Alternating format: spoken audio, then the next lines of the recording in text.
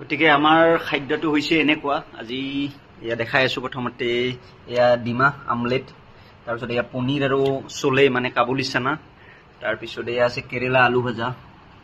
তাৰপিছত এয়া আছে দালি তাৰপিছত এয়া আছে ক্ষীৰ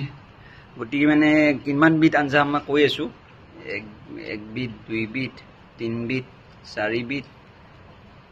বিধ মানে পাঁচ বিধ চব্জি আছে মানে আজি আমাৰ খানাত গতিকে আপোনালোকে কিৰে খাব কমেন্ট বক্সত কমেন্ট কৰি জনাব